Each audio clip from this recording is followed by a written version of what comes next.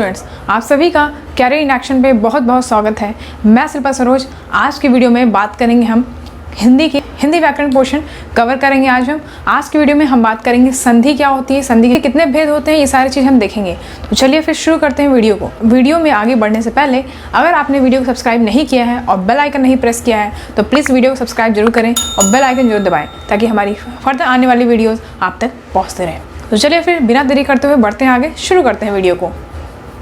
देखिए, तो सबसे पहले हम देखेंगे कि संधि क्या होता है। ओके, संधि क्या है देख लेते हैं। दो समीपवर्ती वर्णों के मेल से जो विकार होता है, विकार मतलब परिवर्तन। ओके, याद रखिएगा, परिवर्तन होता है विकार मतलब। ओके, दो समीपवर्ती वर्णों के मेल से जो विकार होता है, जो परिवर्तन होता है, वह संधि कहलाता है। ओके, ये चीज़ समझ में आ गई आपको। आगे देखेंगे, संधि में पहले शब्द के अंतिम वर्ण यानी पहला जो भी शब्द होगा, ठीक है, जो भी पहला शब्द होगा एवं दूसरे शब्द के आदि वर्ण का मेल होता है। आदि मतलब आगे। ओके, जैसे कि उदाहरण से समझिए आप, देव प्लस आलय। अब यहाँ पे देखिए, यहाँ पे क्या कह रहा है, संधि में पहले शब्द के अंतिम वर्ण यानी वाह है और दूसरे शब्द के आदि वर्ण यानी पहला वाला, यानी ये और ये जो पोर्शन है, दिस एंड दिस वन, ये और ये जो पोर्शन है, ये और ये जो अक्षर हैं वो क्या होता है, उनका मेल हो जाता है ना। क्या कह रहे हैं यहाँ पे, दो समीपवर्ती वर्णों के मेल से जो यानी कि जो परिवर्तन होता है उससे संधि कहलाते हैं, वो संधि कहलाता है। अब जब हम इसको मिला देंगे तो क्या बन जाएगा, दिवालय। वाह और आ जो है मिल गया तो क्या बन गया, देवालय। ओके, तो इस तरीके से देव प्लस आलय दिवालय होगा। जगत धन नाथ जगन्नाथ। देखिए यहाँ पे ता है और ये ना है, ये दोनों जब आपस में जुड़ जाएंगे तो क्या बनेगा, जगन्नाथ बनेगा। मना धन योग, तो इसको जब हम मिलाएंगे तो क्या बनेगा, मनोयोग। ओके, इस तरीके से होता है संधि विच्छेद। अब हम बात करेंगे कि संधि विच्छेद किसे कहते हैं। तो संधि विच्छेद में इसका उल्टा होता है। देखिए, संधि के नियमों द्वारा मिले वर्णों को फिर से मूल अवस्था में ले आने को संधि विच्छेद कहते हैं। यानी कि संधि के नियमों द्वारा मिले वर्णों को फिर से मूल अवस्था में ले आना, यानी कि अगर हम इस चीज़ का ये बना रहे हैं संधि विच्छेद तो वापस इसी में ले आना। जैसे हम देखेंगे उदाहरण, परीक्षार्थी दिया हुआ है तो परीक्षार्थी को जब हम संधि विच्छेद करेंगे तो कैसे बनेगा, परीक्षा धन आर्थी।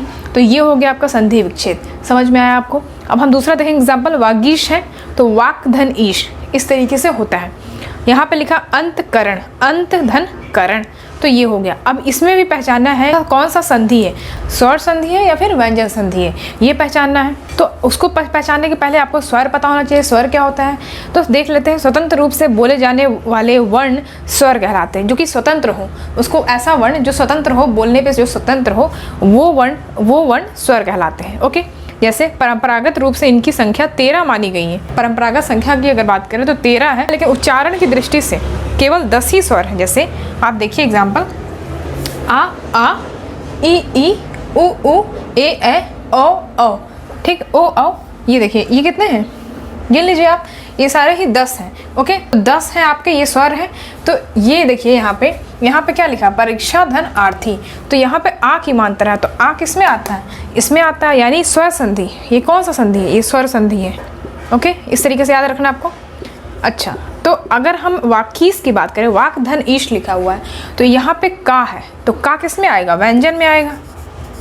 व्यंजन कुल कितने हैं, देखिए जब हम व्यंजन पढ़ाएंगे ना तो व्यंजन का अलग लेक्चर होगा। अभी फिलहाल शॉर्ट में समझ लीजिए कि व्यंजन क्या होता है। स्वर की मदद से बोले जाने वाले वर्ण को व्यंजन कहते हैं।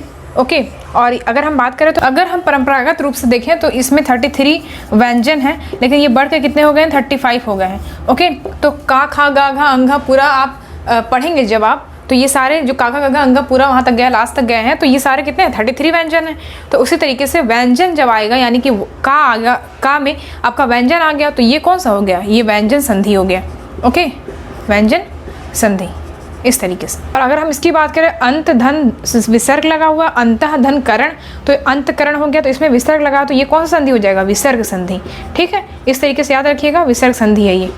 एग्जाम में काफ़ी सारे क्वेश्चन आते हैं यहाँ से, तो आप आराम से लगा सकते हो। आप पहचान के कि एक शब्द का जो लास्ट अक्षर है और एक शब्द का जो पहला अक्षर है, ये दोनों मिलके डिसाइड करते हैं कि कैसा जो संधि विच्छेद हो रहा है वो कैसा स्वर है, स्वर संधि है, व्यंजन संधि है, कौन सा संधि है, ये हम पता कर सकते हैं। ओके, आगे देखेंगे, ये तो हमने बताया। आगे देखेंगे हम, तो संधि के पहले वर्ण के आधार पर संधि के 3 भेद किए गए हैं। यानी संधि के पहले वर्ण के आधार पर संधि के 3 भेद किए गए हैं। तो आगे हम देखेंगे कि 3 भेद कौन से हैं। तो देखिए संधि के जो भेद हैं वो संधि के भेद 3 हैं। देखेंगे हम स्वर संधि, व्यंजन संधि और विसर्ग संधि। ठीक है, तो स्वर संधि की अगर हम बात करते हैं तो स्वर संधि के कितने भेद हैं? 5 भेद हैं। कैसे? दीर्घ संधि, गुण संधि, वृद्धि संधि, यड़ संधि, अयादि संधि। ओके, 5 संधि हैं। देखिए आप जब इसको देखोगे ना, स्टार्टिंग में लगता है कि काफ़ी हार्ड है व्याकरण, लेकिन जब आप पढ़ोगे ना तो आप बहुत ईजी है, आप बहुत ईजिली समझ सकते हो। बस एक बार आपको देखने की जरूरत है। तो यहाँ पे बस आप एक बार देखो, आपको दिमाग में वही वाकई बैठ जाएगी। जब आप एग्जाम देने बैठोगे तो आपको चीज़ें बिल्कुल क्लियर होंगी। ओके, तो बस आराम से वीडियो देखिए और आराम से सब कुछ आपको क्लियर होता जाएगा। तो चलिए फिर हम स्टार्ट करते हैं। सबसे पहले हम स्वर संधि देख लेते हैं। तो सबसे पहले हम देखेंगे स्वर संधि क्या होता है, फिर हम व्यंजन देखेंगे, फिर विसर्ग देखेंगे। ओके, तो स्वर संधि में 5, जैसे मैंने बताया 5 संधि होते हैं। तो पहला हम देखेंगे स्वर संधि। पहला स्वर संधि किसे कहते हैं? तो स्वर संधि जो है 2 स्वरों के मेल से जो विकार होता है उसे स्वर संधि कहते हैं। ओके, जैसे हम एग्जाम्पल समझेंगे, सूर्य धन अस्त, तो क्या हो गया? सूर्यास्त। यहाँ पे देखिए या और आ जब मिलेंगे तो क्या हो जाएगा? यहाँ पे आ का मात्रा, तो देखिए यही हुआ यहाँ पे, तो ये हो गया सूर्यास्त। इस तरीके से होता है। जैसे महाधन आत्मा, तो महा और आत्मा यानी ये और ये जब मिल जाए, हा और आ, तो क्या बन जाएगा? हा, तो ये हो गया महात्मा। ठीक है, तो जब इसका लोप हो जाता है, ये जो आ का मात्रा ये लोप हो जाएगा और ये दोनों मिलकर क्या बन जाएंगे? महाधन आत्मा, महात्मा। ओके, ये महात्मा हो गया। अब इसके बाद जैसे कि कुछ नोट है जैसे इंपॉर्टेंट है वो देख लीजिए आप, समझ में आपको ईजी होगा। देखिए आ ई उ, इसको जो है ये क्या होता है? दीर्घ स्वर। ओके, याद रखिएगा, जहाँ पे आ ई उ प्रयोग होते हैं वहाँ पे दीर्घ संधि होगा। देखिए बड़ा आ, बड़ी ई, बड़ी उ, तो यहाँ पे दीर्घ संधि होगा। अगर हम आ ए ओ की बात करें तो ये गुण संधि है, याद रखिएगा। ए आओ, यहाँ पे ए आए ओ के लिए वृद्धि संधि है। ओके, या रा ला वा को यड़ संधि कहेंगे और आए आओ आओ को अयादि कहते हैं। ओके, ये याद रखिएगा, ये इंपॉर्टेंट है। तो आप पहचान लेंगे कौन सा दीर्घ है, कौन सा गुण है, कौन सा वृद्धि है, कौन सा यड़ संधि है, कौन सा अयादि संधि है, इसलिए ये नोट करना इंपॉर्टेंट था। ओके, अब चलिए सबसे पहले देखेंगे दीर्घ संधि किसे कहते हैं। देखिए दीर्घ संधि में हम क्या देखेंगे? देखिए दीर्घ संधि को एग्जाम्पल समझिए। जब हम आ प्लस आ करेंगे तो क्या बनेगा? बड़ा आ बनेगा। तो एग्जाम्पल समझिए, धर्म प्लस अर्थ, तो क्या होगा? यहाँ पे धर्मार्थ हो जाएगा। यहाँ पे दोनों जब मिल जाते हैं, ये जो पोर्शन, ये जो और ये जो पोर्शन, पहला अक्षर का लास्ट पार्ट और लास्ट अक्षर का पहला पार्ट, पहला पोजीशन, जो दोनों जब मिल जाएगा तो क्या बनेगा? धर्मार्थ। ओके, स्वाधन आर्थी, तो स्व आर्थी। ठीक है, आ जो है ये क्या बन जाएगा? मात्रा बन जाएगा आ का। ये आ का जो मात्रा है वो यहाँ पे आ जाएगा वा के बाद। ओके, देखिए देवधन अर्चन था, देव के बाद मात्रा आ जाएगा आपका आ का, तो क्या बन जाएगा? देवार्चन। वीर आंगना, वीर प्लस आंगना, तो वीर है, वीर प्लस आंगना, तो ये जो रा है यहाँ पे जो ये है आ, वो लोप हो जाएगा और यहाँ पे मात्रा लग जाएगा तो वीरांगना हो जाएगा। इस तरीके से ये हो गया पहला। अगर हम ई की बात करें, हम क्यों देख रहे हैं? क्योंकि आ ई उ देखना जरूरी है, क्योंकि दीर्घ के पोर्शन है। तो हम देखेंगे E plus E equal to बड़ी ई। ठीक है, तो देखेंगे एग्जाम्पल से अति प्लस यू, तो क्या हो गया? अतिव, अतिव हो गया। ठीक है, अति, तो ई जो है बड़ी ई हो जाएगा, यानी कि अति यहाँ पे छोटी ई है, तो जब ये बड़ी ई होगी तो इधर मात्रा हो जाएगा और ये अति हो जाएगा। ओके, कवि धन इंद्र, तो ये ई का मात्रा, ई का मतलब बड़ी ई का मात्रा लगेगा, तो इसीलिए यहाँ पे कवि धन इंद्र क्या हो जाएगा? बड़ी का मात्रा लगी कवि इंद्र। यहाँ पे रवि है और इंद्र है, तो यहाँ पे छोटी का है, यहाँ पे छोटी की, दोनों मिलेंगे तो बड़ी हो जाएंगे, तो रविंद्र हो जाएगा। ओके, इस तरीके से। अगर हम ऊ की बात करें, ऊ प्लस ऊ, बड़ा ऊ, तो यहाँ पे देखेंगे एग्जाम्पल से, भानु धन उदय, भानु धन उदय, तो क्या हो जाएगा? यहाँ पे ऊ है, यहाँ भी छोटा ऊ है और यहाँ पे बड़ा ऊ हो जाएगा, भानु धन उदय, तो भानुदय। ओके, यहाँ पे देखिए गुरु है प्लस उपदेश है, तो क्या हो गया? गुरु उपदेश हो गया यहाँ पे।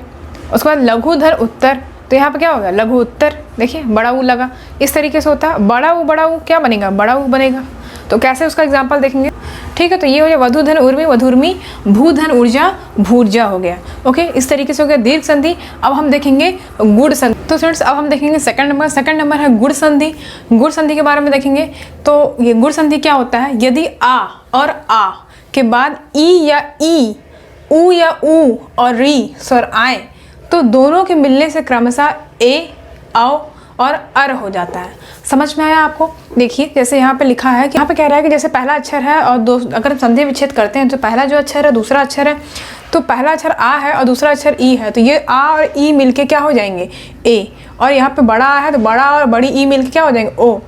चलिए फिर बढ़ते हैं आगे, एग्जाम्पल से समझते हैं। देखिए जैसे कि आ प्लस ई ए होगा, जैसे मैंने बताया आ प्लस ई क्या बनेगा आपका?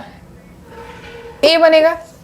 आ प्लस ई, आ प्लस ई क्या बनेगा, ए बनेगा, आ प्लस ई आपका ओ बनेगा। और तो इस तरीके से हम समझेंगे। तो चलिए फिर देखते हैं, आ प्लस ई ए हो गया आपका, तो नर प्लस इंद्र, ठीक है, नर प्लस नर धन इंद्र लिखा है तो नरेंद्र हो गया। देखिए ई जो है आपका रा और ई, यहाँ पे आ का है ना, आ, अगर रा नर लिखा हुआ तो यहाँ पे मतलब यहाँ पे आ है, नर है यानी कि आ है, तो आ प्लस ई, जैसे मैंने बताया आ प्लस ई ए होगा तो क्या हो जाएगा, नरेंद्र हो जाएगा।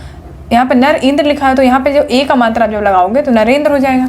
उसी तरीके से सुर है प्लस इंद्र है, तो सुर है यहाँ पे आ और ई मिलेगा तो क्या हो जाएगा, सुरेंद्र हो जाएगा, ए हो जाएगा। उसी तरीके से पुष्प है, इंद्र है, पुष्पेंद्र हो जाएगा। ठीक है, नेक्स्ट हम देखेंगे एग्जाम्पल।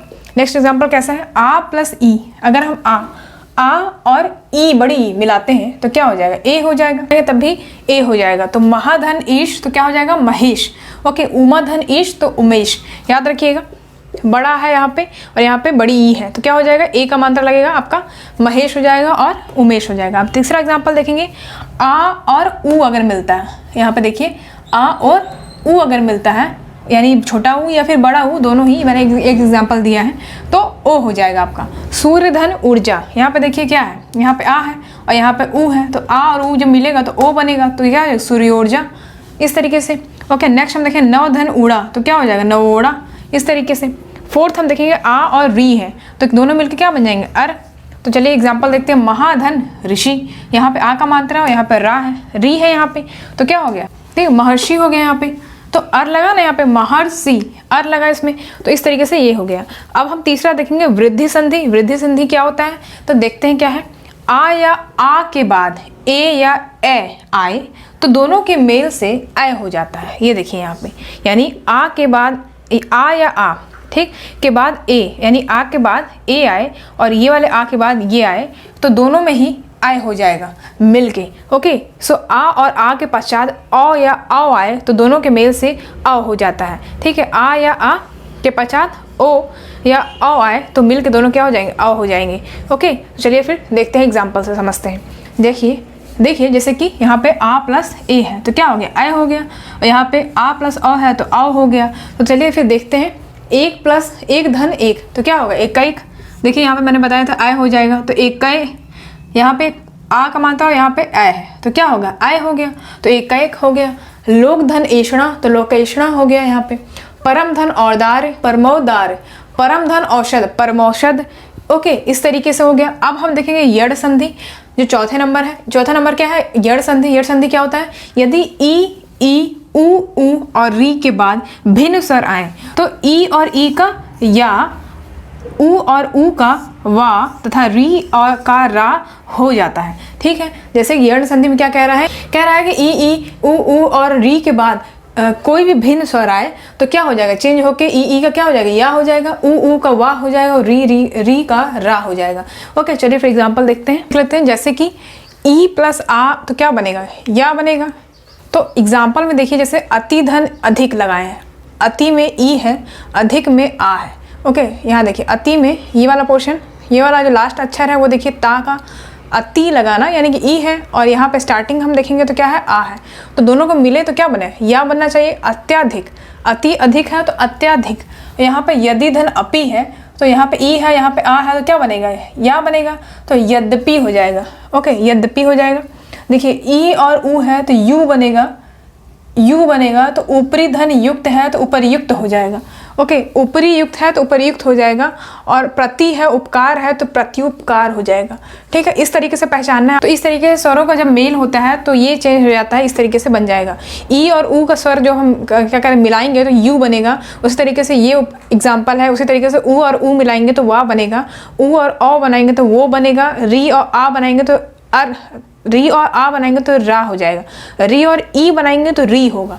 ओके, ये चीज़ आपको एक बार समझना है। जैसे आप एक बार समझ लोगे तो आप जब प्रैक्टिस करोगे चीज़ें साफ हो जाएंगी। तो देखिए यहाँ पे ऊ और आ मिलाएंगे तो वा बनेगा। देखिए यहाँ पे सु और अक्षा, तो यहाँ पे ऊ है और यहाँ पे आ है तो क्या बन गया, स्वच्छ। वा लाना आपको तो स्वच्छ हो गया। यहाँ पे अविधन आय है तो वहाँ पे ऊ है, यहाँ पे आ है तो क्या बना, वा बनना चाहिए, तो अन्वय, अन और वय हो जाएगा, अन्वय। ओके, इसी तरीके से ऊ और ओ है तो वो हो जाएगा। गुरु धन ओदन तो क्या हो जाएगा, गुरुर्धन। ठीक, पित्र है तो इसी तरीके से नेक्स्ट हम देखेंगे री धन आ है तो रा हो गया। पितृधन अनुमति, तो पित्रानुमति इस तरीके से होगा आपका। ओके, जो यहाँ पे री है और यहाँ पे आ है तो क्या बन जाएगा, रा बन जाएगा, तो पित्रानुमति हो जाएगा। जैसे री और ई अगर मिलेंगे तो री बन जाएगा। जैसे यहाँ पे देखिए मातृधन इच्छा है तो मातृक्षा हो जाएगा, यहाँ पे रा आएगा, आप लेकर री लिखोगे आप। ओके, मातृक्षा, यहाँ पितृ इच्छा है तो पितृक्षा, इस तरीके से। ठीक है, अब हम देखेंगे नेक्स्ट अयादी संधि। अयादी संधि क्या होता है देखते हैं। अगर यदि ए, ऐ, ओ, औ स्वरों का मेल दूसरे स्वरों से हो तो ए का आय हो जाएगा, यानी ए का आय हो जाएगा, ऐ का आय हो जाएगा, ओ का आओ हो जाएगा और औ का आ हो जाएगा। ठीक है, इतना समझ में आया आपको? तो चलिए एग्जाम्पल समझते हैं। देखिए यहाँ पे ए धन आ है तो ऐ हो गया, ए का दूसरे स्वर के साथ आ के साथ जोड़ेंगे तो हम क्या बन जाएगा, ऐ बन जाएगा। तो इसी तरीके से एग्जाम्पल देखिए, ने धन अन, यहाँ पे ए है और यहाँ पे अन है, यहाँ पे आ है, तो क्या दोनों मिलके क्या बने, नयन। यहाँ पे आय बनाना आपको, तो ना लिखोगे आप और या लिखो, नयन बन गया आपका। से धन अन है तो सयन बन जाएगा आपका, आय लगाना आपको, सयन बन जाएगा। उसी तरीके से ए धन ई है तो ए और ई मिलाएंगे तो आई हो जाएगा आपका। तो नय धन इका लिखेंगे हम तो नायिका हो जाएगा, गय धन इका लिखेंगे तो गायिका हो जाएगा। ओ और ई मिलाएंगे तो आवी हो जाएगा, पो धन अन पवन और भव धन अन भवन। ओके, इस तरीके से आपको एक बार सिर्फ देखना ताकि आप पहचान सकें कि कैसे करना है। फिर हम देखेंगे नेक्स्ट है हमारा व्यंजन संधि। हमारा 3 संधि है, पहला हमने खत्म किया स्वर संधि, अब ये व्यंजन संधि है। व्यंजन संधि देख लेते हैं। व्यंजन के बाद स्वर या व्यंजन आने से जो परिवर्तन होता है उसे व्यंजन संधि कहते हैं। ठीक है, व्यंजन के बाद स्वर या व्यंजन आता है तो जो भी परिवर्तन होगा उसे हम व्यंजन संधि कहेंगे। जैसे कि वाक धन ईश, तो क्या हुआ, वागीश। देखिए यहाँ पे पहला अक्षर ये है का और यहाँ पे ई है। देखिए का और ई को हम मिलाएंगे तो क्या बन जाएगा, गी। तो ये चेंज हो गया ना, का और ई मिलाएंगे तो चेंज हो जाता है, यहाँ पे गी हो गया। सत धन जन, सज्जन, यहाँ पे ता था यहाँ पे जा था, तो ता और जा मिलके क्या हो जाएगा, जा हो जाएगा। यहाँ पे डबल बार में जा लिखा हुआ देखिए आप। उत धन हार, तो इसकी क्या हो जाएगा, उद्धार। तो ता और हा मिलके क्या बन जाएगा, धा। दा पे धा लगेगा तो धा बन जाएगा, उद्धार। तो अब हम लास्ट देखेंगे। लास्ट जो है हमारा 3rd नंबर, वो है विसर्ग संधि। विसर्ग संधि क्या होता है, विसर्ग के बाद स्वर या व्यंजन आने पर विसर्ग में जो विकार हो जाता है उसे विसर्ग संधि कहते हैं। जैसे कि एग्जाम्पल समझिए कि नीख धन आहार है, यहाँ पे विसर्ग लगा हुआ है, ये इसको विसर्ग बोलते हैं। ठीक है, और जो मान लीजिए हथ लगा है, हथ, तो इसको हलंत बोलते हैं, याद रखिएगा, इसमें कंफ्यूज नहीं होना है। तो निधन आहार है तो इसका हो गया निराहार। देखिए विसर्ग लगा था तो विसर्ग यहाँ से हट गया है, अगर हम विसर्ग हटा दें तो क्या हो जाएगा, विसर्ग जब लगाएंगे तो रा हो जाता है, यहाँ पे देखिए निराहार हो जाएगा। ओके, यहाँ पे जो आ है आपका वो किसमें परिवर्तन हो जाएगा, राम में परिवर्तन हो जाएगा। दू धन आशा लिखा है तो दुराशा हो जाएगा। तपा धन भूमि तो तपो भूमि, तपो भूमि। मना धन योग तो मनोयोग। आप देख के लगाना है कहाँ पे कैसा चीज़ें, जो अक्षर है आपको एकदम समझ में आ रहा है, अच्छा जो है शुद्ध एकदम निकल के आ रहा है। तो निराहार हो जाएगा, निहार थोड़ी बोल देंगे, निराहार होगा। दुराशा हो जाएगा। तपा धन भूमि है, देखिए यहाँ पर नी के बाद कोई भी स्वर नहीं लगा हुआ है इसलिए यहाँ पे रा हो जाएगा। यहाँ पे स्वर लगा है, ता के बाद पा है, माँ के बाद ना है, इसलिए यहाँ पे पा विसर्ग ऊ है तो यहाँ पे तपो हो जाएगा। यानी आद और ऊ अगर मिलाएंगे तो क्या हो जाएगा, ओ हो जाएगा। तो यहाँ पे ओ हो जाएगा, आ और ऊ मिलाएंगे तो ओ हो जाएगा। तो तपो भूमि। मनाधन योग है तो मनोयोग, इस तरीके से होगा। ओके, तो यहाँ पे हमारा जो संधि है वो खत्म होता है। तो वीडियो यहाँ पे खत्म होता है और मिलते हैं अगले वीडियो में, तब तक के लिए अपना ध्यान रखिए। Thank you so much for watching.